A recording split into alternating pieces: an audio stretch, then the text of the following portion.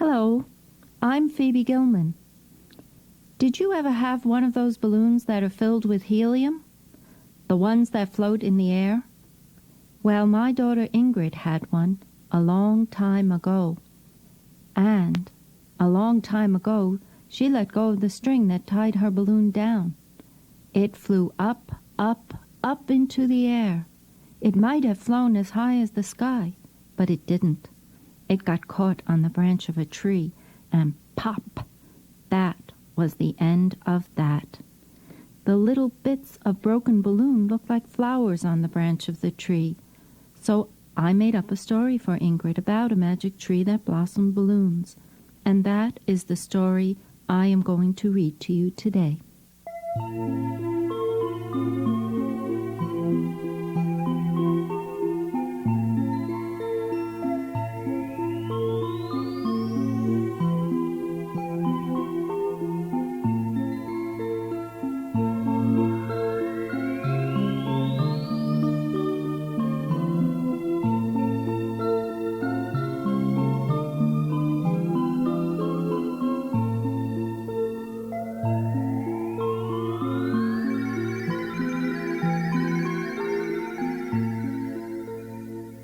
Long, long ago, and far away across a wide ocean, there was a small, happy kingdom.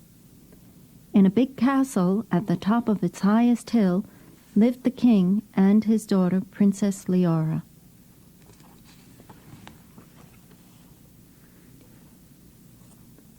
Princess Leora loved playing, singing, and dancing, but most of all, she loved balloons. The castle was always full of them. Then one day, messengers came with an invitation for the king. His Majesty, the great King of Kelowna, invites your Majesty to a royal tournament. Please bring your bravest knights. Can I come too? Princess Leora asked. I'm sorry, said her father. Not this time. But I won't be gone long, and your uncle will look after things here. I want you to help him.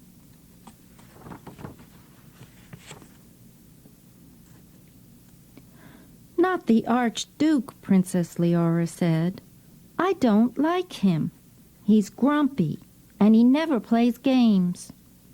And what will I do if something goes wrong? Don't worry, said the king. You can always signal me. Just gather a bunch of your balloons and release them from the tower. Wherever I am, I will see them and come home right away. He kissed his daughter goodbye and rode off.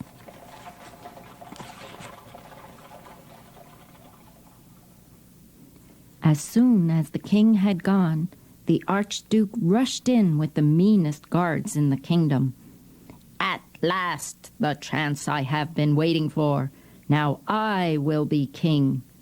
Guards, lock the princess in her room and destroy all her horrible balloons. Destroy every balloon in the kingdom. Pop, wham, kablam. Princess Leora could hear the sound of balloons popping everywhere. How could she signal her father if she had no balloons?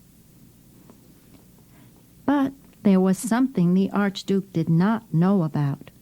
A secret passage that led to the chamber of Leora's friend the wizard. Quickly, she slipped through a small opening behind a curtain and entered a dark, twisting stairway inside the walls of the castle. At last she came to the wizard's chamber. You must help me, whispered Princess Leora. Quickly, she told the wizard what the evil Archduke had done. There is only one thing to do, said the wizard. Find one whole balloon. Before the next sunrise, plant it under the tree that grows in the courtyard, and say these magic words. Moon balloon, tickle the tree. 4 balloons, more balloons, blossom for me.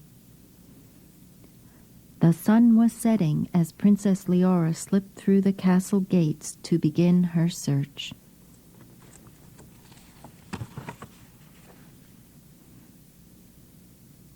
She visited the richest lord in the city, but all his balloons had been broken.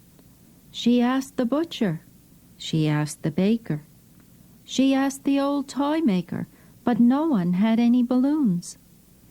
She looked through dark alleys. She hunted in the empty marketplace and knocked on every door. At last, dawn was near, and there was nowhere else to look.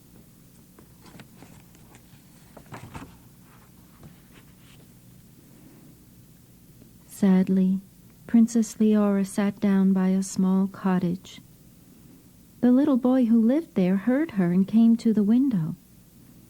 "Princess Leora, what are you doing out here in the dark?" he asked.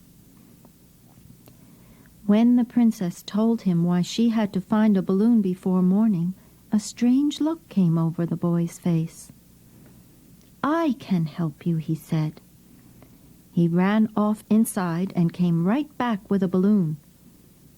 "When I heard all the balloons popping, I hid my last one at the back of my closet. I wanted to keep it, but you need it more than I do."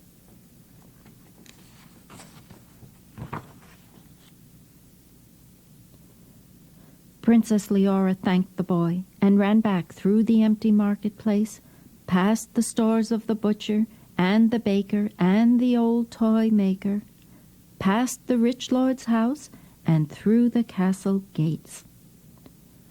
The moon was just beginning to fade when she came to the tree in the courtyard. She knelt down next to it, dug a hole, and planted the balloon in it. Then she said the magic words. moon balloon, tickle the tree. 4 balloons, more balloons, blossom for me."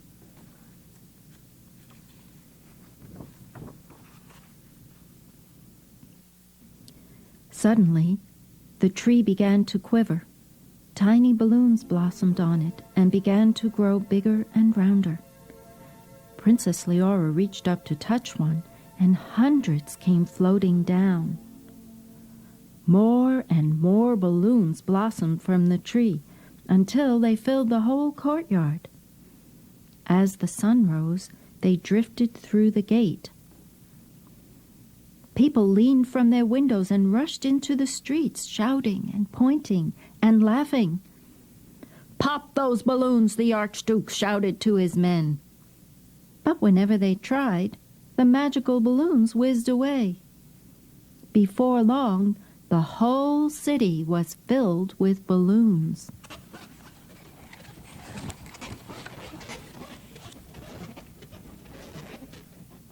All the shopkeepers had to close their doors. All the chickens had to fly their coops. All the traffic had to stop. Still, the tree kept blossoming. All the workers had to play. All the schools had to close. Balloons were everywhere. Still, the tree kept blossoming.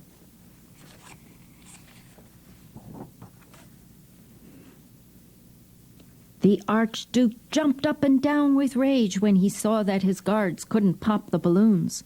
He rushed at the tree with his spear, but suddenly a balloon blossomed on its point, and he bounced right back on his bottom.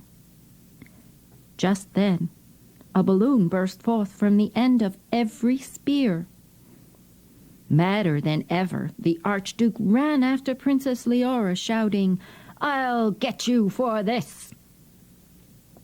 Far away, the king was riding through a dark forest when he saw a balloon caught on the branch of a tree. He thought that was a strange place for a balloon to be, but when he came to the edge of the forest, he saw something even stranger.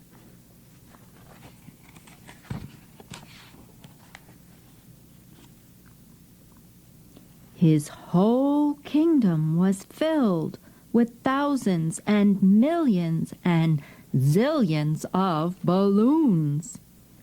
"Leora!" the king gasped. "She must be in great danger. Back to the castle at once."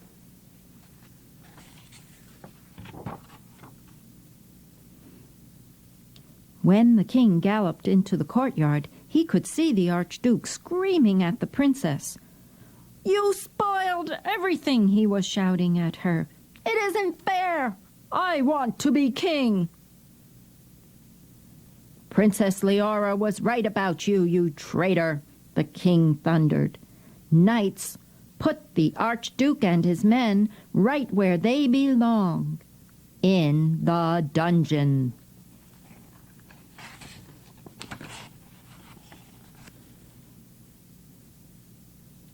Then the king invited everyone in the kingdom to the biggest party there had ever been.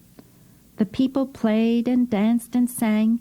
Princess Leora opened the royal treasure chest and gave everyone a present.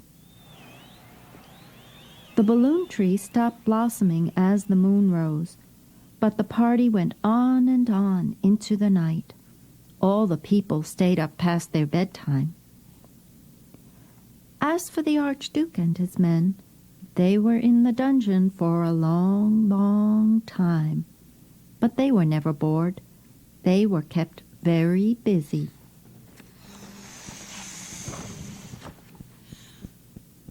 Blowing up balloons.